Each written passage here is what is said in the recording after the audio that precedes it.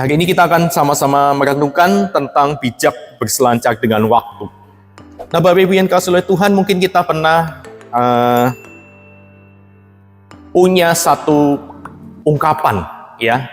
Andai waktu dapat kuputar kembali, ya. Andai waktu itu dapat kuputar kembali. Karena terkadang banyak di antara kita itu yang punya penyesalan-penyesalan tertentu dalam hidup. Andai waktu itu aku makan makanan yang sehat, mungkin saat ini aku nggak akan sakit asam urat, lalu kemudian ada diabetes mungkin, ya, kemudian ada batu ginjal dan lain sebagainya. Andai aku waktu dulu punya pola makan yang sehat, ya, andai waktu dapat kuputar kembali. Lalu kemudian kita juga punya pengandaian yang lain. Andai waktu dapat kuputar kembali, mungkin aku saat ini nilainya lebih baik lagi. Nilainya IPK-nya tinggi. Kemudian semua mata pelajaran bisa kukuasai dengan baik. Andai waktu dapat kuputar kembali waktu itu, aku nggak malas-malasan, aku tidak berbuat hal yang sembrono. Kemudian juga ada mungkin penyesalan-penyesalan tertentu, Bapak Ibu, yang mungkin kita tidak tahu. Dan kita berharap andai waktu itu dapat kuputar kembali. Nah, oleh sebab itu Bapak Ibu, tema pada hari ini sangat penting. Bagaimana kita itu bijak di dalam berselancar dalam waktu, Bapak Ibu. Meskipun kadang masih ada penyesalan-penyesalan dalam hidup, tapi kita mau hidup kita itu terus berjalan maju. Kita tahu Bapak Ibu ya, bahwa masa lalu itu untuk dikenang. Masa lalu itu menjadi histori yang pernah tercatat dalam kehidupan kita. Tapi kita harus ingat, hidup kita itu masih ada di depan, masih panjang, ataupun kita harus memakai waktu kita itu dengan baik, supaya hidup yang di depan itu tidak berlalu dengan sia-sia. Nah, Bapak Ibu yang dikasihi oleh Tuhan, terlebih kita sama-sama tahu bahwa hari Tuhan itu mendekat. Ya, hari Tuhan itu mendekat seperti apa yang tadi tertulis dalam Sefanya 1 ayat yang ke-7. Sefanya 1 ayat yang ke-7 di sana dikatakan bahwa Tuhan, ya, saya bacakan, berdiam dirilah di hadapan Tuhan Allah, sebab hari Tuhan sudah dekat. Sungguh Tuhan telah menyediakan perjamuan korban dan telah menguduskan para undangannya. Hari Tuhan itu sudah mendekat. Hari Tuhan itu akan datang. Seperti khotbah pada minggu lalu, Bapak Ibu ya, hari Tuhan itu punya dua dimensi. Hari Tuhan yang mencekam dan juga hari Tuhan yang penuh dengan kegembiraan, perjamuan. Seperti para gadis bijaksana dan gadis bodoh yang sedang menanti kedatangan sang mempelai pria. Dan juga ada sebagian orang yang menyangka hari Tuhan itu sangat menakutkan. Seperti juga yang tertulis dalam kitab Sefanya yang tadi kita baca di bacaan yang pertama, Bapak Ibu. Penuh dengan kengerian, penuh dengan kegemasan, kesusahan, kesulitan, hari pemusnahan, dan juga kesuraman, kegelapan, hari berawan dan kelam. Selalu ada dua dimensi, Bapak Ibu, tentang hari Tuhan ini. Nah, dimensi ini kita bisa menanggapinya, tergantung dari respon kita terhadap hari Tuhan itu. Apakah kita senantiasa berjaga-jaga, atau kita hanya santai-santai saja dengan hari Tuhan itu? Atau kita hanya takut melihat hari Tuhan yang akan datang itu? Nah, oleh sebab itu di dalam bacaan Mazmur, dalam nyanyian Mazmur tadi kita juga menyanyikan bahwa ajar kami untuk menghitung hari-hari kami sedemikian sehingga kami beroleh hati yang bijaksana. Ya, di dalam Mazmur tadi juga diungkapkan bagaimana pemazmur juga rindu. Dia memakai hari-harinya dengan bijaksana. Karena pemazmur menyadari bahwa hidup manusia itu singkat. Berlalunya begitu cepat. Apalagi ditambah akan datangnya hari Tuhan itu. Yang kita tidak tahu kapan waktunya. Jadi seakan-akan hidup ini seperti dikejar-kejar sesuatu yang tidak kelihatan. Dan kita berusaha mengejar, tapi kadang tidak bisa meraihnya. Itulah waktu, Bapak Ibu. Ya, waktu itu kadang mengejar-kejar kita dan kita berusaha untuk mengelola waktu, tetapi ternyata tidak bisa dan membuat kita merasa stres sendiri karena tidak bisa mengejar waktu. Nah, apa sih yang membuat kita tidak bisa mengatur waktu, Bapak Ibu? Ya, waktu itu bersifat continue dan tidak bisa diperbaharui, non-renewable. Ya, mungkin itu yang membuat kita itu frustasi waktu mencoba mengatur waktu. Waktu itu berjalan terus, Bapak Ibu ya. 24 jam, 7 hari, seminggu, waktu itu berjalan terus. Dan kalau udah lewat, itu nggak akan bisa kita ambil lagi, tidak bisa diperbaharui lagi. Ini yang membuat kita kadang stres. Aku coba untuk ngatur waktu, sudah punya timeline, sudah punya jadwal, tapi ternyata lost semua, miss semua. Ya, waktu itu kadang kita menyesal, kenapa nggak mengatur dengan baik. Tapi kalau kita sudah atur, kok nggak bisa diatur? Kok tetap lari kejar-kejaran terus? Nah, inilah Bapak Ibu kita harus sadari, kita itu dapat mengatur hal yang bisa memang kita atur. Yaitu apa? Aktivitas, energi, dan prioritas kita. Waktu ini terus berjalan, tapi di dalam waktu yang berjalan, kita masih bisa atur diri kita untuk mengatur diri, mengatur energi kita, aktivitas kita, dan juga prioritas kita. Kita adalah tuan atas waktu. Kita bisa atur kehidupan kita, pribadi kita. Nah, ini juga pemazmur sadari, Bapak Ibu. Ajar kami menghitung hari-hari kami sehingga kami beroleh hati yang bijaksana. Pemazmur sadari yang terpenting punya hati yang bijaksana untuk bisa berselancar di dalam waktu itu, untuk bisa mengatur waktu itu. Nah, Bapak Ibu, kita bisa atur juga energi kita. Kadang kita itu punya energi yang baik, di mana kita sadari di waktu itu energi kita itu maksimal, Bapak Ibu. Ada energi yang hijau, kuning, atau merah. Maksudnya apa? Yang hijau itu waktu kita masih fresh, masih oke. Ada orang-orang tertentu yang morning person, Bapak Ibu, ya, morning person.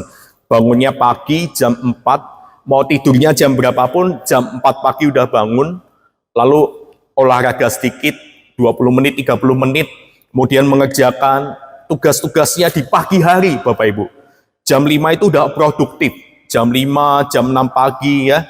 Kemudian jam 7 siap-siap berangkat ke kerja, atau mungkin kalau masuk jam 9, jam 8 siap-siap untuk berangkat kerja. Jadi dia tuh memaksimalkan energinya di pagi hari. Ini tipikal orang yang morning person. Ya, jadi dia tahu prioritas. Kalau energiku masih full di area hijau, aku akan mengerjakan tugas-tugasku dengan baik. Tapi ada juga yang energinya itu full pada waktu siang hari, ya. Setelah makan siang, biasanya orang-orang pada ngantuk, tapi dia itu seger, fresh. Jadi dia mengerjakan tugas-tugasnya di siang hari. Wah, ngebut, pokoknya semua harus selesai waktu siang. Jadi kalau sore bisa langsung pulang. Jam 5 sore pulang, tenggo, langsung pulang. Tapi ada juga yang tipe burung hantu, Bapak Ibu ya. Baru bisa on itu di atas jam 10 malam. Jadi jam 10 malam sampai jam 12, sampai jam 1, dia baru on, kerjain tugasnya malam-malam. Nah, saya nggak tahu bagaimana Bapak Ibu menanggapi hari-hari kita. Ya, apakah kita ini punya energi yang lebih di pagi, siang, atau malam? Atau kita punya prioritas yang lain di dalam aktivitas-aktivitas yang kita lakukan? Aturlah itu, Bapak Ibu, supaya kita bisa beroleh hati yang bijaksana di dalam mengelola waktu. Aturlah sesuatu yang bisa kita atur dalam kehidupan kita. Waktu kita sadari sulit untuk diatur, ya, karena terus berjalan, karena terus berputar, dan kalau sudah lewat nggak bisa diputar kembali, ya. Tapi di dalam waktu itu kita bisa atur energi kita, aktivitas kita, dan prioritas kita, apa yang mau kita kerjakan dalam waktu yang sedang berjalan. Jangan seperti hamba yang diceritakan di dalam perumpamaan di Matius 25 ayat 14 sampai 30 tadi, Bapak Ibu. Ya, ada satu hamba yang dia tidak melakukan, tidak mengerjakan apa yang diperintahkan oleh tuannya. Bapak Ibu, di perumpamaan tentang talenta ini menarik sekali, Bapak Ibu ya. Orang yang mendapatkan 5 talenta mengerjakan lalu beroleh laba 5 talenta. Lalu orang yang dapat 2 talenta mengerjakan lalu dapat laba 2 talenta. Tapi ada satu hamba ini yang cuma dapat 1 talenta, mengubur dan tidak melakukan apa-apa. Jadi bagi hamba yang mendapatkan 1 talenta ini, sang tuan itu adalah orang yang kejam. Makanya dia tidak mau melakukan sesuatu, tidak mau setia terhadap apa yang diperintahkan oleh tuannya. Dan inilah Bapak Ibu sebetulnya perumpamaan tentang talenta menggambarkan tentang kesetiaan. Bagaimana seseorang itu setia mengerjakan bagiannya yang dipercayakan oleh sang tuan, hingga tuannya itu nanti akan datang kembali. Jadi di sini kita melihat bahwa hamba-hamba ini dituntut untuk memakai kepercayaan yang diberikan oleh tuannya agar sang tuan mendapati bahwa mereka adalah hamba-hamba yang baik dan setia, Bapak Ibu. Dan sedikit banyak kita melihat, meskipun tidak membahas tentang waktu secara spesifik, tapi kita bisa melihat bahwa perumpamaan ini menggambarkan bagaimana kita dapat memakai waktu dengan bertanggung jawab dan setia, hingga pada akhirnya nanti sang tuan itu datang untuk menjemput dan melawat hamba-hambanya. Bukankah hari ini kita pun juga dalam masa-masa penantian, Bapak Ibu, menantikan kedatangan Kristus kembali, dan juga menantikan kedatangan Kristus yang nanti akan kita rayakan di hari Natal. Sebentar lagi kita akan memasuki masa-masa Advent, Bapak Ibu. Tidak terasa, waktu itu begitu cepat berlalu, ya. Dan bagaimana kita memaknai setiap waktu yang sudah lewat ini? Apakah kita sudah benar-benar bertanggung jawab dan setia, memakai setiap kepercayaan yang Tuhan percayakan pada kita? Talenta yang kita miliki, bakat yang kita miliki, apakah kita sudah persembahkan itu semua kepada Tuhan? Karena kelak sang tuan itu akan datang menjemput kita, supaya kita dapat mempertanggungjawabkan apa yang sudah sang tuan itu berikan di dalam hidup kita.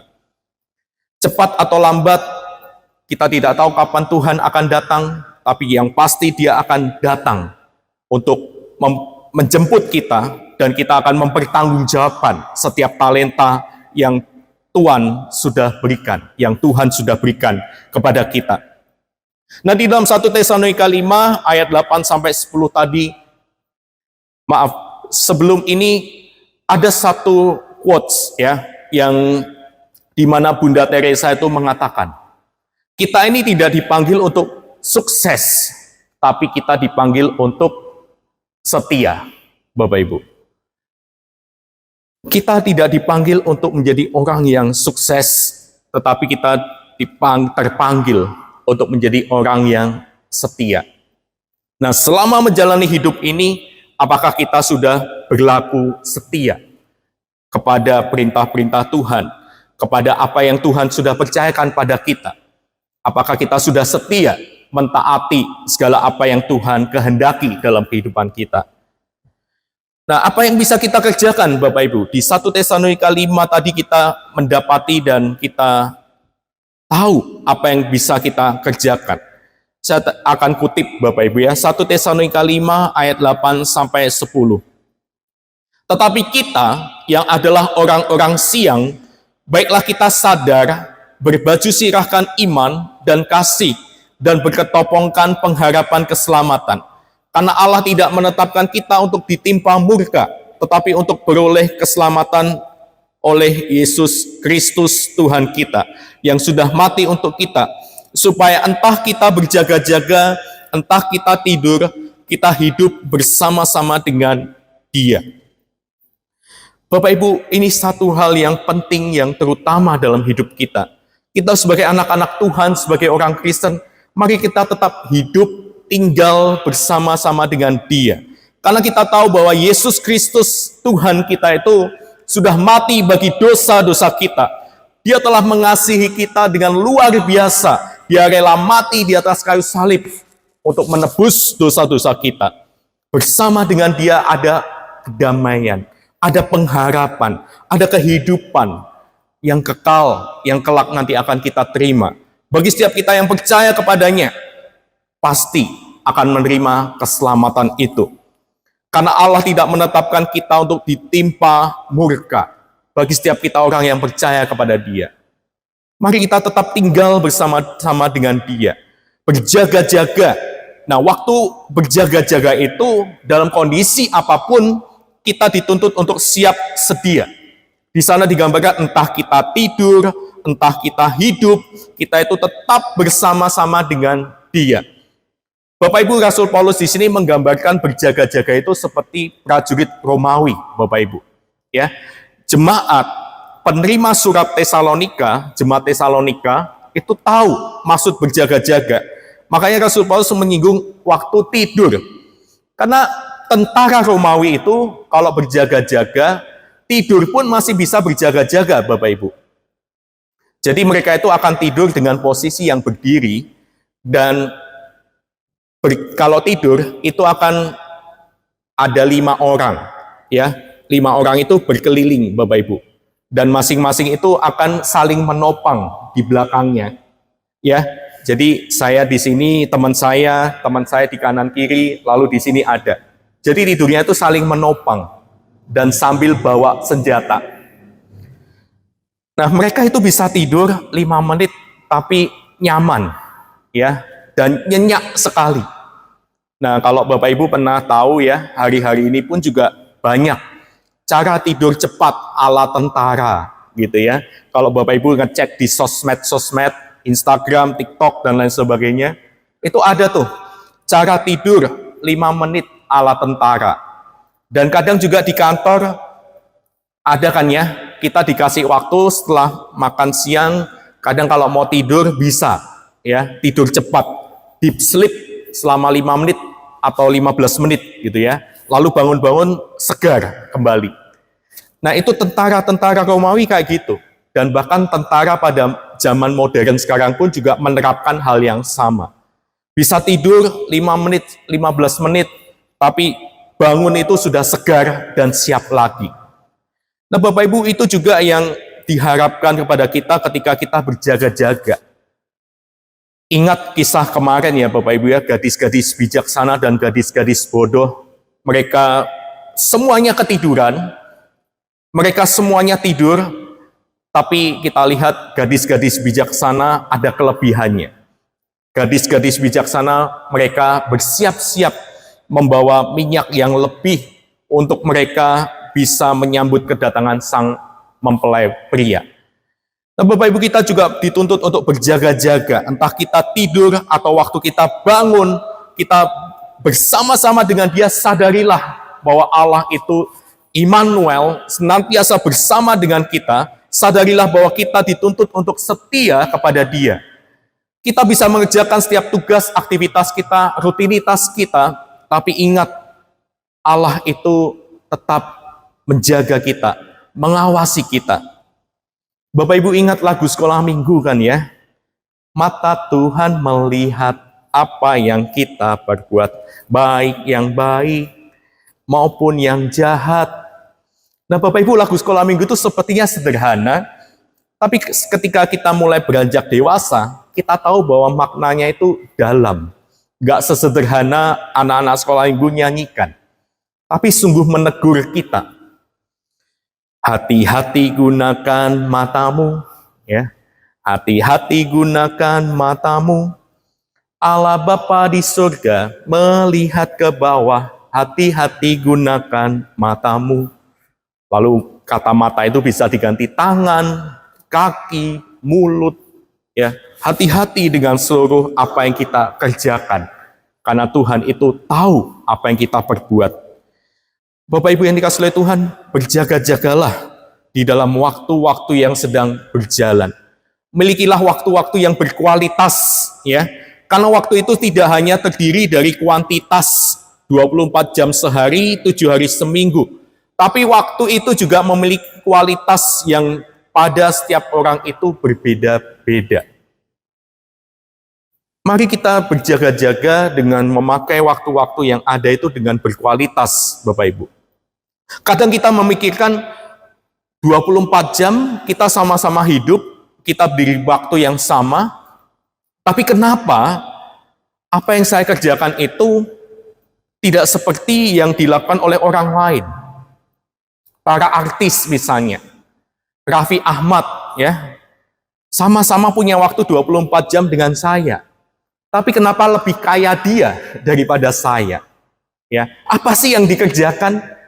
Apa sih yang dia lakukan sehingga bisa mendapatkan kekayaan seperti itu? Kemudian kita juga bandingkan dengan atlet-atlet. Saya pun juga hobi olahraga badminton. Tapi kenapa saya nggak seperti Taufik Hidayat misalnya seperti itu? Ya, apa sih yang dilakukan oleh Taufik Hidayat sehingga jadi pemain yang profesional dalam badminton? Setiap orang punya waktu yang sama, tapi bagaimana mereka bisa memakai waktu itu dengan berkualitas, itu bedanya Bapak Ibu. Dan apakah waktu-waktu yang kita sudah miliki itu, kita sudah kerjakan dengan berkualitas? Kadang kita itu nggak bisa memakai waktu dengan berkualitas, karena kita itu nggak at the moment, Bapak Ibu. Ya, kenapa nggak at the moment? Kadang kita itu suka sekali terdistraksi. Hari-hari ini kita itu gampang banget distraksinya, Bapak Ibu. Handphone misalnya ya, waktu ibadah kita tergoda lihat notifikasi di handphone kita. Kemudian waktu kita bekerja sambil buka WhatsApp, kemudian banyak tab yang kita buka, media sosial juga dibuka, e-commerce juga dibuka, ya belanja online. Lalu juga apalagi yang dibuka Bapak Ibu. Kerja laptopnya sama, tapi tab layar itu banyak sekali Bapak Ibu. Dan kita didukung, semua peralatan kita itu bisa multitasking. Jadi ini yang membuat kita itu nggak at the moment Bapak Ibu. Waktu liburan masih ditelepon kerjaan, waktu kerja mikir liburan gitu ya. Lalu apalagi? Waktu sekolah pengennya liburan, waktu liburan kok nggak masuk-masuk sekolah gitu ya Bapak Ibu. Jadi kita itu nggak bisa menikmati waktu-waktu yang ada, kita itu hidupnya nggak at the moment, itulah yang membuat waktu kita itu nggak berkualitas. Kalau kita ingin kerja berkualitas, hiduplah at the moment, kerja itu kerjakan semaksimal mungkin. Waktu liburan, ya liburan aja. Kerjakan liburan itu secara berkualitas bersama dengan keluarga. Kalau perlu handphone itu disita Bapak Ibu waktu liburan. Nggak sedikit-sedikit instastory gitu ya, nggak sedikit-sedikit ngevlog. Ini kerja atau liburan gitu ya. Artis-artis itu juga mereka sempat sharing Bapak Ibu ya. Kalau mereka liburan itu bikinnya konten terus, mikirnya mau ngevlog terus. Jadi mereka itu nggak bisa membedakan antara kerja dan liburan. Itu yang membuat mereka stres. Ada artis yang sempat sharing seperti itu Bapak Ibu di sebuah podcast. Nah Bapak Ibu, mari kita pakai waktu yang berkualitas. Mari kita at the moment.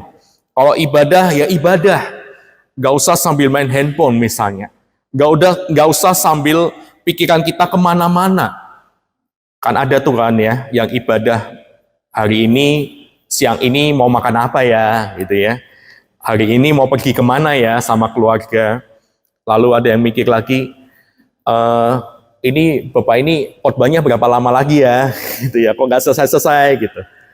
Nah kadang kita itu nggak at the moment Bapak Ibu bisa memikirkan hal-hal yang lain. Ini yang membuat kita itu tidak bisa punya sesuatu yang berkualitas. Ya, kalau kita perhatikan para pejunan, para ahli besi, kenapa mereka bisa menghasilkan produk-produk yang berkualitas? Karena mereka tekun mengerjakan tanah liat, mengerjakan besinya itu, dan pada akhirnya punya produk yang berkualitas. At the moment, setia dengan apa yang ada di depan mata. Nah Bapak Ibu, Ralph Waldo Emerson juga mengatakan, yang menjadi masalah bukan seberapa panjangnya waktu yang ada, tetapi beberapa dalamnya kita bisa mengerjakan itu. Yang menjadi masalah bukan panjangnya, tetapi dalamnya. Ini yang membuat waktu menjadi berkualitas. Nah, oleh sebab itu Bapak Ibu, kita sebagai orang Kristen juga menyadari waktu adalah anugerah Tuhan. Ketika kita masih diberikan anugerah Tuhan ini, selagi masih ada waktu, mari kita kerjakan. Tetap percaya kepada Tuhan, tetaplah melayani Tuhan, tetaplah berdoa, dan juga yang terpenting, tetaplah menabur kebaikan. Mari kita pakai waktu-waktu yang ada dengan berkualitas, dengan masih memperhatikan sesama kita, dengan tetap setia melayani Tuhan, dengan tetap menaruh iman kita kepada Tuhan, supaya iman kita bertumbuh. Kalau kita masih punya banyak masalah, ada goncangan hidup, bersyukurlah, karena lewat goncangan, lewat gesekan itu iman kita dapat bertumbuh, semakin percaya kepada Tuhan.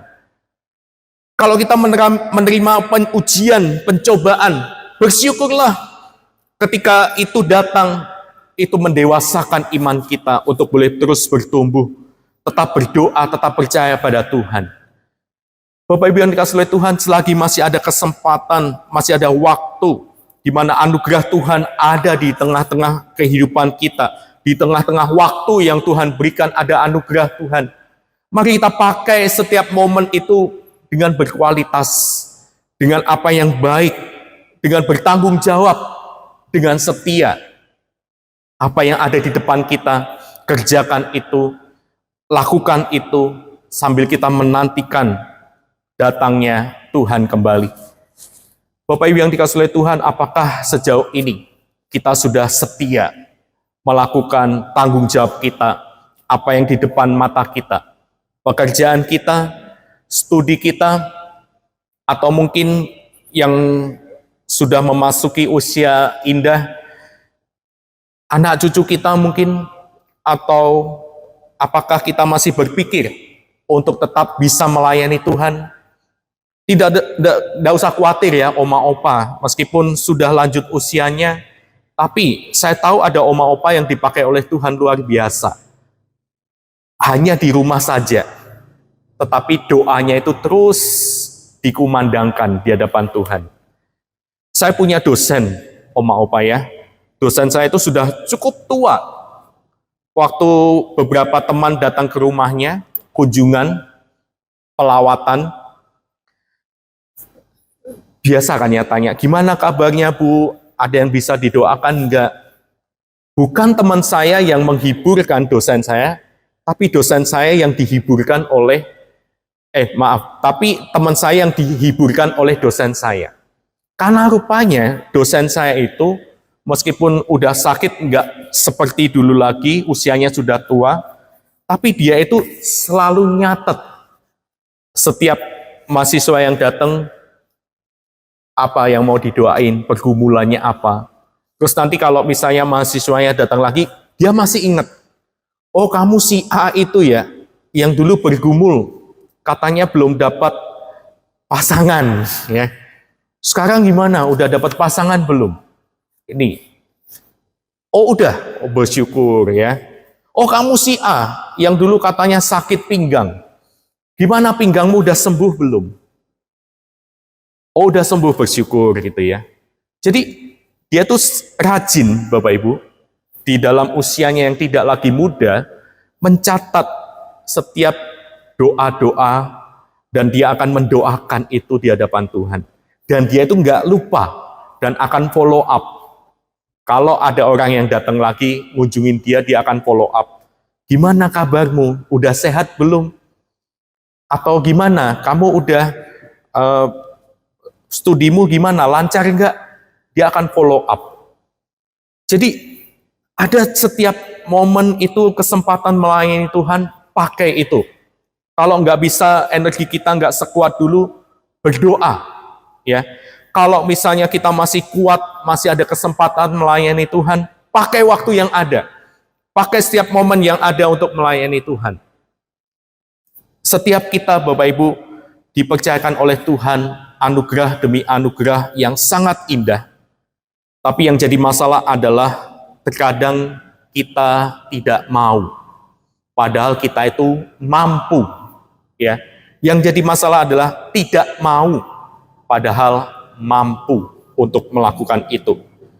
Oleh sebab itu Bapak Ibu, mari bagi setiap kita yang mau tetap punya hati yang bijaksana, mari kita mengerjakan apa yang Tuhan percayakan pada kita.